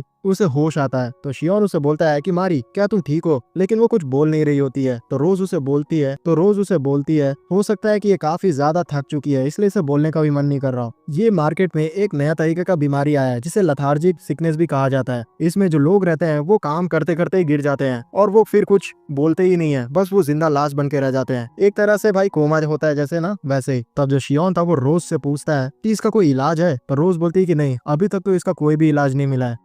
अब ये लोग काफी डर जाते हैं। तो जो गवेन था वो बोलता है कि तुम चिंता मत करो, कुछ ना कुछ इलाज हम लोग ढूंढ ही लेंगे। मैं अभी हिस्टेरिया लेके जा रहा हूँ मारी को, हम लोग इसे ठीक करके ही रहेंगे। तो जो शियोन था वो बोलता है कि मैं भी आपके साथ चलूंगा डैड। तो गवेन बोलता है कि नहीं, अभी रात का समय हो चुका है और अभी बहुत ही ज्यादा मॉन्स्टर्स भी घूम रहे होंगे, इसलिए मैं तुम पे रिस्क नहीं ले सकता। तो शियोन बोलता है कि अगर आप अकेले जाएंगे तो आपको अकेले उसे सेव करना होगा, जो कि ज्यादा खतरनाक हो सकता है। भले ही मैं एक बच्चा हूँ लेकिन मैं आपकी सपोर्ट कर सकता हूँ। तो उसको इस तरीके से फोर्स करते हुए देख के जो गवेन था वो मना नहीं कर पाता है और फिर ये दोनों रात के समय में निकल जाते हैं मारी को हिस्टेरिया की तरफ लेके। उतने में जो एक रेड लाइटनिंग थी वो आसमान में चमकती है। तो शियोन बोलता है कि आपको वो दिखा, लेकिन गवेन को वो नहीं दिखता है। अचानक से ही जो मॉन्स्टर थे वो भी इनके पीछे पड़ जाते हैं और गवेन बोलता है कि ये जो मॉन्स्टर्स हैं इन्हें ह्यूमन के ब्लड काफी ज्यादा अच्छे लगते हैं, इसलिए ये लोग अभी हमारा पीछा करना नहीं छोड़ेंगे। तो शियोन बोलता है कि आप बगी चलाते रहिए, मैं इन्हें पीछे संभालता हूँ। इस बारिश के सीजन में मैं अपने जो इलेक्ट्रिक और फायर एबिलिटी है उसको तो यूज नहीं कर सकता, इसलिए मुझे अपने वाटर और एयर एबिलिटी का यूज करना होगा। और वो उसका यूज करते हुए आसमान में जितने भी वाटर थे उसको एक वाटर बुलेट में तब्दील कर देता है और लगातार उन मॉन्स्टर पे शूट करने लगता है। लेकिन वो मॉन्स्टर की तादाद काफी ज्यादा होती है, तभी कुछ होता है और ये सारे जो मॉन्स्टर थे वो वहां से भाग जाते हैं। तब शियोन पूछता है गवेन से कि आखिरकार क्या हुआ। तब गवेन बोलता है कि मुझे भी कोई आइडिया नहीं है, अभी बस हमें इस जगह से जल्द भागना होगा। उतने में जो शियोन था वो वहाँ पे काफी खतरनाक डरावने एक भूत जैसे मॉन्स्टर को देखता है जो कि इनका पीछा कर रहा होता है, लेकिन जो गवेन था वो इसको नहीं देख पा रहा होता है। तभी शियोन को ऐसा लगता है कि कहीं मैजिक यूजर्स इन्हें तो नहीं देख सकते। वो जो मॉन्स्टर था वो इनका पीछा करते हुए जोर से चिल्लाता भी है और इसका भी आवाज गवेन को नहीं सुनाई देता है। तब शियोन समझ जाता है कि उसे इस मॉन्स्टर से लड़ना पड़ेगा, तो वो अपने वाटर बुलेट का इस मॉन्स्टर पे भी शूट करता है, लेकिन वो वाटर बुलेट सीधा उस मॉन्स्टर के आर पार हो जाता है। तब शियोन बोलता है कि ऐसा तभी हो सकता है जब इस मॉन्स्टर का कोई भी फिजिकल फॉर्म नहीं हो। तभी वो जो मॉन्स्टर था वो सीधा शियोन की तरफ हाथ बढ़ाने लग जाता है। तो शियोन अपने हाथ में लाइटनिंग एबिलिटी का यूज करते हुए उसको पकड़ लेता है, जिससे वो जो मॉन्स्टर था उसके हाथ जलने लग जाते हैं, जिससे गुस्सा होते हुए वो मॉन्स्टर इनके ऊपर दोबारा हमला करता है। लेकिन इस बार जो ये लैंप्स अपने बगी में रखे हुए थे उससे भी उस मॉन्स्टर को थोड़ा जलन होता है और इस जलन की वजह से उसके बॉडी थोड़ी विजिबल हो जाती है और गवेन भी उसको देख पा रहा होता है। शियोन समझ जाता है कि इसकी जो कमजोरी है वो लाइटनिंग एबिलिटी और फायर एबिलिटी हो सकती है, इसलिए वो सेम जैसे उसने गॉब्लिन को उस टाइम पे मारा था अपने बचपन में, तो वैसा ही करता है। तेजी से उछलते हुए जाता है और उस मॉन्स्टर को अपने ग्लव से मैजिक एबिलिटी से टच कर देता है, जिसकी वजह से वो जो मॉन्स्टर था वो वहीं पे खत्म हो जाता है और फिर वो सीधा जमीन पे गिरने वाला होता है। लेकिन सही समय पे जो गवेन था उसे कैच कर लेता है और उसे पूछता है कि तुम ठीक तो हो ना। गवेन बोलता है कि तुम्हारी वजह से आज हम लोग सेफ हैं। आखिरकार वो मॉन्स्टर क्या था, वो जब मेरे पास आया तब जाके मैं उसे देख पाया था, मुझे समझ नहीं आया कि आखिरकार हुआ क्या। फिर ये दोनों लोग पहुंच जाते हैं हिस्टेरिया पे और वहाँ का नजारा देख के काफी ज्यादा शॉक्ड होते हैं। सेम लाइक मारी, काफी सारे बच्चे वहाँ वैसे ही बीमारी से ग्रस्त होते हैं। शियोन एक डॉक्टर से कहता है कि क्या आप मेरी बहन का चेकअप कर सकते हैं। तो वो बोलता है कि तुम्हें अपने बारी का इंतजार करना होगा। थोड़ी देर बाद एक डॉक्टर मारी का चेकअप करता है। फिर डॉक्टर दबे शब्दों में बोलता है कि ये लेथार्जिक सिकनेस ही है। तो गवेन पूछते हैं कि आखिरकार इसका इलाज क्या है। तो डॉक्टर बोलता है कि बदकिस्मती से अभी तक हमें इसका इलाज नहीं मिल पाया है, हम लोग ज्यादा से ज्यादा इनका ध्यान रख सकें ताकि इनका तबीयत और ज्यादा खराब ना हो जाए। इस चीज को सुन के शियोन काफी ज्यादा इमोशनल हो जाता है और वो डॉक्टर के हाथ पकड़ते हुए उनसे रिक्वेस्ट करने लगता है कि डॉक्टर का काम होता है एक पेशेंट को बचाना, प्लीज आप इसे बचा लो, हमने प्रॉमिस किया था कि अगले साल रोज के फील्ड में उसकी मदद करेंगे। और वो इस चीज को सुन के काफी ज्यादा हंस रही थी, उसने तो कुछ गलत भी नहीं किया, उसके साथ आखिरकार ऐसा क्यों हो रहा है। अरे बच्चे अपने पीछे देख, यहाँ पे जितने भी बच्चे हैं उन्होंने तो ज्यादा किसी ने तो कुछ गलत नहीं किया, तो सबके साथ ही हो रहा है। अब तेरा ही समय है छोटे, तू अगर ठीक है यहाँ पे तो तू ही इन सभी को बचाने वाला है। आफ्टर ऑल तू अकेला यहाँ रिइंकार्नेट हुआ है और तूने मैजिक का आविष्कार किया है, तो हमें पता है कि तू ही ठीक करेगा, है ना व्यूअर्स, कमेंट में बता दो।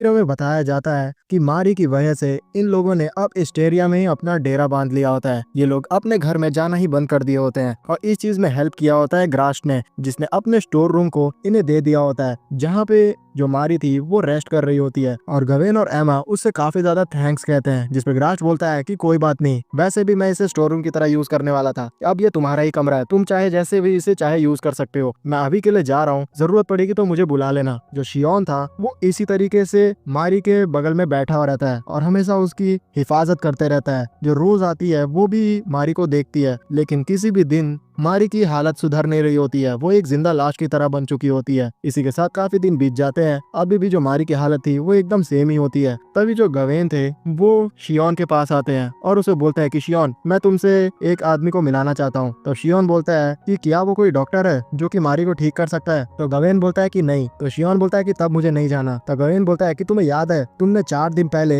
एक मॉन्स्टर को मारा था। तब शियोन बोलता है 4 दिन, हाँ उस बात को 4 दिन हो गए हैं, 4 दिनों से मारी अभी तक नहीं जगी है। गवेन बताता है कि हमारे जैसे और भी जगह पे उस मॉन्स्टर्स ने अटैक किया था और लोग उसे देख ही नहीं पाए और उसने सारे लोगों को जान से मार दिया। पूरे दुनिया में सिर्फ तुम अकेले ही हो जिसने उस मॉन्स्टर्स को मारा है, इसलिए कुछ लोग तुमसे मिलना चाहते हैं। तब शियोन बोलता है कि मुझे कोई भी मतलब नहीं किसी से, मैं अभी मारी को छोड़ के कहीं भी नहीं जाऊंगा। गवेन उसे चिल्लाते हुए बोलता है कि तुम क्या कह रहे हो, क्या तुम्हें किसी और के मरने से मतलब नहीं है? तुम्हें समझ में भी आ रहा है कि तुम क्या कह रहे हो? तुम्हारी हेल्प से हम घायलों की संख्या कम कर सकते हैं। तुम्हें क्या लगता है अगर वो मॉन्स्टर हमारे विलेज में अटैक कर देगा तब हमारे विलेजर्स को कौन सहायता करेगा? तब शियोन चिल्लाते हुए बोलता है कि मैं कहीं नहीं जाना चाहता, क्या मैंने ही सबका ठेका लेके रखा है सबको बचाने का? जो मारी है उसकी हालत काफी ज्यादा नाजुक है और मैं अपने आप को कसूरवार उस चीज के लिए मान रहा हूँ। मैं बिल्कुल भी मारी को छोड़ के कहीं नहीं जाने वाला। क्या आपको नहीं मारी के लिए बुरा लग रहा है? तो गवेन बोलता है कि तुम्हें क्या लगता है कि मुझे बुरा नहीं लगता? लेकिन अगर सारी चीजों को छोड़ के उसकी सहायता करना उसको ठीक करने के लिए सही रहता तो मैं कब का ये चीज कर चुका होता।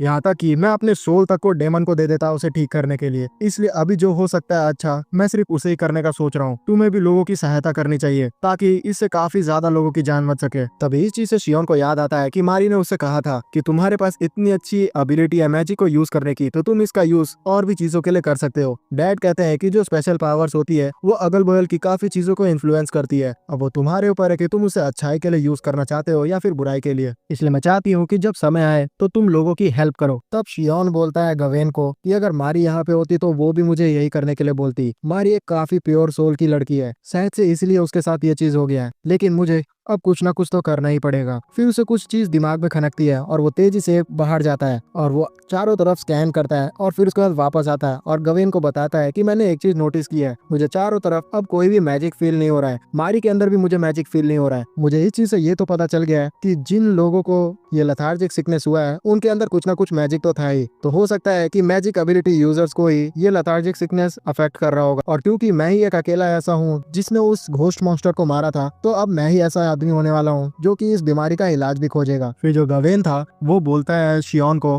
कि मैंने तुमसे कहा था ना कि मैं तुम्हें किसी आदमी से मिलाना चाहता हूँ। फिर नेक्स्ट सीन में हम लोग शियोन और गवेन को देखते हैं इस्टीरिया के ड्यूक के सामने, जहाँ पे ये लोग उसे सैल्यूट करते हैं झुक के। फिर गवेन बोलता है ड्यूक को कि मैंने आपसे कहा था ना कि उस मॉन्स्टर से लड़ने के लिए एक मैजिक लैम्प को हमें लगाना पड़ेगा, तो आपका उसके ऊपर क्या सुझाव है? इस चीज को सुनते ही वो जो ड्यूक था वो रोना शुरू कर देता है और वो बोलता है कि अरे यार, मैंने तो सोचा था कि जब मैं अपना प्रमोशन ले लूंगा और एक ड्यूक के पोजीशन पे आ जाऊंगा तब मैं आराम से अपने अंडर के लोगों से काम करवाऊंगा। मेरे हाथ में ही आते हिस्टीरिया के ये सब चीज होना क्यों शुरू हो गई? ये सच में बहुत ही ज्यादा खराब है, मैं तो बस आराम करना चाहता था। तो गवेन बोलता है कि माय लॉर्ड, मैं माफी चाहता हूँ, लेकिन अब हमारे पास और कोई चारा नहीं है। तब ड्यूक बोलता है कि तुमने सही कहा, कुछ लोग उस लैम्प को चुराने की भी कोशिश कर रहे थे, तो मैंने सिपाहियों को भेज के उन लैम्प्स को उनसे कब्जा से होने से हटा लिया है। फिर ड्यूक शियोन की तरफ देखते हुए बोलता है कि शियोन, तुम्हारे फादर ने मुझे तुम्हारे बारे में सारी चीजें बता दी है और मैं जानता हूँ कि तुम मैजिक को यूज कर सकते हो और इस दुनिया में तुम ही इकलौते ऐसे आदमी हो जिसने उस मॉन्स्टर को हराया है। और ये चीज भी मुझे लग रहा है, पता चल चुका है कि कहीं ना कहीं वो जो मॉन्स्टर है वो मैजिक से ही अफेक्ट होता है। इसलिए हमें सारे जितने भी मैजिक यूजर्स हैं उन्हें इकट्ठा करना होगा और वो सारे लोग ही लड़ पाएंगे तुम्हारे साथ मिलकर उस मॉन्स्टर से। तब शियोन बोलता है कि मैं माफी चाहता हूँ, लेकिन ऐसा कुछ भी नहीं होने वाला। दरअसल जो मैजिक है उसको यूज करने के लिए भी आपको काफी ज्यादा प्रैक्टिस करना पड़ता है और तुरंत ही सारे मैजिक यूजर को इकट्ठा कर लेने से वैसा नहीं हो पाएगा। और साथ ही साथ जितने भी मैजिक यूजर्स हैं अभी उनको ज्यादातर को तो लेथार्जिक सिकनेस हो गई है, जिसे सुन के जो ड्यूक था उसका मुंह उतर जाता है और फिर वो बोलता है कि क्या तुम लेथार्जिक सिकनेस के बारे में कुछ जानते हो? तो शियोन बोलता है कि हाँ मैं जानता हूँ। तो उसकी आंखें एकदम चमकने लग जाती है। ड्यूक बोलता है कि क्या तुम जानते हो? तो शियोन बताता है ह्यूमन बॉडी एक्सपेरिमेंट, जिसे सुन के जो ड्यूक था उसका मुंह उतर जाता है और वो बोलता है कि ये सब क्या बोल रहे हो तुम? तो शियोन बोलता है कि जो नॉर्मल लोग होते हैं जो कि मैजिक यूज कर सकते हैं, वो जब थक जाते हैं तो उनका मैजिक फिर से रिकवर होना शुरू हो जाता है, लेकिन लेथार्जिक सिकनेस में उनकी मैजिक रिकवरी नहीं हो रही है। कहीं ना कहीं ये चीज डिपेंड करती है इस बीमारी पे भी। इसलिए मैं ये चीज सोच रहा हूँ कि शायद अगर हम लोग उनके अंदर मैजिक एनर्जी डालना शुरू कर दे तो फिर वो लोग ठीक हो जाए। तो ड्यूक बोलता है कि ये तो डेंजरस हो सकता है। तो शियोन बोलता है कि हाँ। तो ड्यूक बताता है कि अगर तुम ये चीज करने में असफल हो गए तो सारे लोग कभी भी ठीक नहीं हो पाएंगे। तो शियोन बोलता है कि हाँ ऐसा ही है। फिर शियोन बोलता है कि मैं हर वो चीज करूंगा जो कि मेरी बहन को बचाने में हेल्प कर। ड्यूक को बोलता है कि मैं एक ऐसे टेस्ट सब्जेक्ट पे ये एक्सपेरिमेंट करना चाहता हूँ जिससे आपको कोई प्रॉब्लम नहीं होगी और उसके अंदर मैजिक्स भी है और वो लोग मरने ही वाले हैं। तो ड्यूक बोलता है कि वैसे लोग कहाँ मिलेंगे तुम्हें? तो शियोन बताता है कि मॉन्स्टर्स ही वैसे हैं जिनके अंदर मैजिक्स भी होते हैं और वो मरने भी वाले हैं। फिर थोड़ा सीन बदल जाता है और जो गवेन था वो इस चीज को सोच रहा होता है कि किस तरीके से ड्यूक ने एक बच्चे के ऊपर विश्वास रख लिया। दरअसल ड्यूक ने शियोन को इस चीज के लिए मंजूरी दे दी होती है कि वो मॉन्स्टर्स के ऊपर एक्सपेरिमेंट कर सकता है और साथ ही साथ जो रिक्वायर्ड एक्सपीरियंस्ड लोग थे वो भी उसके सपोर्ट में पे भेजे होते हैं। फिर सीन शिफ्ट होता है, जो शियोन था वो कुछ लोगों के सामने अपना इंट्रोडक्शन दे रहा होता है। उसमें एक लड़के का नाम होता है कोल एलिस्टर, जो कि एक बहुत ही बड़े फार्मासिस्ट का असिस्टेंट होता है और उससे उसने ट्रेनिंग ली होती है। वो बोलता है कि मैं किसी भी बिगड़ैल बाप की औलाद के अंडर काम नहीं करना चाहता था, लेकिन क्योंकि ड्यूक ने मुझे ऑर्डर दिया था इसलिए मुझे ये चीज करना पड़ा। तभी एक दूसरी लड़की जो कि बड़ा सा कवच पहनी होती है वो बोलती है कि तुम ऐसा बिल्कुल भी नहीं बोल सकते। फिर हमें उसका नाम बताया जाता है रेफीना, और इसका टाइटल मैं नहीं लूंगा क्योंकि वो बहुत ही ज्यादा हार्ड है। ये लड़की एक नाइट होती है। फिर एक दूसरी लड़की भी दिखाई जाती है जिसका नाम ब्रिगेड घाइट होता है, और ये तीनों ही इस मिशन में सपोर्ट करने वाले होते हैं शियोन की। फिर जो शियोन था वो इन्हें अपना मैजिक भी करके दिखाता है, और ये देख के तीनों शॉक्ड होते हैं और बोलते हैं कि आखिरकार ये क्या था। फिर कोल बोलता है कि क्या इस चीज से लेथार्जिक सिकनेस ठीक हो सकती है। तब शियोन बताता है कि जो मैजिक है वो मैजिक कैपेबिलिटीज को यूज करता है जो कि हमारे माइंड और बॉडी में पाई जाती है। अगर तुमने इसे ज्यादा यूज किया तो तुम्हें काफी ज्यादा थकावट महसूस हो सकती है, तुम्हें कुछ भी करने का मन भी नहीं करेगा, और साथ ही साथ तुम पड़े रह जाओगे। ये थोड़ा बहुत सिम्टम्स से मैच करता है लेथार्जिक सिकनेस के। फिर ये जो सारे लोग थे वो जंगल में चले जाते हैं मॉन्स्टर्स के ऊपर एक्सपेरिमेंट करने के लिए, लेकिन जो कोल था उसे थोड़ा काम था इसलिए वो इनके साथ नहीं आ पाया था। जो ब्रिगेड थी वो शियोन से पूछती है कि आखिरकार तुम वो इनविजिबल मॉन्स्टर से कब लड़ने वाले हो, क्योंकि मुझे तो उससे लड़ने के लिए भेजा गया था। तब शियोन बोलता है कि दरअसल वो भी इससे रिलेटेड है। लेथार्जिक सिकनेस को अगर मैं ठीक करना चाहता हूँ तो मेरे अनुमान के अनुसार मुझे उन सारे लोगों के अंदर मैजिक कैपेबिलिटीज डालनी पड़ेगी, लेकिन जब भी मैंने किसी मॉन्स्टर्स के अंदर ये चीज करने का सोचा है तो मॉन्स्टर अंदर से जल चुका है। मैं अभी इसलिए मॉन्स्टर्स के ऊपर ही एक्सपेरिमेंट करना चाहता हूँ ताकि एक सेफ जरिया पहचान सकूं जिसके वजह से मैं किसी के अंदर मैजिक ट्रांसफर कर सकूं। दरअसल जो ब्रिगेड थी वो एक मॉन्स्टर एक्सपर्ट है और उसे मॉन्स्टर्स में काफी ज्यादा दिलचस्पी है, इसलिए वो नए जो इनविजिबल मॉन्स्टर है उसमें काफी ज्यादा रुचि ले रही होती है। इन बातों के बीच में ही एक जो गॉब्लिन था वो इन पे हमला करने के लिए तैयार हो जाता है, जिससे ब्रिगेड देख के काफी एक्साइटेड हो जाती है। शियोन बोलता है कि ये कोई नॉर्मल कैलेमिटी नहीं है, क्योंकि जो गॉब्लिन्स है वो ज्यादातर तो अपने गुफा में ही पाए जाते हैं, ये दिन में ऐसे नहीं निकलते, तो ये कैसे हो गया। फिर जो रेफीना थी वो भी इनका सपोर्ट करने के लिए आ जाती है, और फिर ये तीनों उस पर अटैक करने के लिए तैयार हो जाते हैं। और रेफीना देखते ही देखते अपना जो भारी भरकम कवच था उसे तोड़ते हुए गॉब्लिन के ऊपर अटैक करने के लिए कूद जाती है। पीछे से जो शियोन था वो भी उसे सपोर्ट कर रहा होता है अपने मैजिक से अटैक करके उस गॉब्लिन पे, लेकिन उस गॉब्लिन को उस मैजिक से कुछ हो ही नहीं रहा होता है। तो जो रेफीना थी वो अपने तलवार से उस गॉब्लिन के गर्दन पे अटैक कर देती है, जिससे वो गॉब्लिन का वहीं पे गेम बच जाता है। फिर शियोन उसकी तारीफ करता है कि तुम तो सच में बहुत ही ज्यादा ताकतवर हो। रेफीना बोलती है कि हाँ, ये पहली बार है कि मैंने गॉब्लिन देखा है। मैंने इससे पहले बहुत सारे ऑक्स को मारा हुआ है, लेकिन गॉब्लिन को मैंने पहली बार मारा है। वैसे भी उस आर्मर के बिना इन सारे मॉन्स्टर से लड़ना बच्चों का खेल है। तो शियोन उसे बोलता है कि अगर तुम उन सारे मॉन्स्टर्स को इसी तरीके से मार दोगी तो हम लोग उन पे एक्सपेरिमेंट नहीं कर पाएंगे, लेकिन रेफीना उनकी बात नहीं सुनती है और हंसने लग जाती है।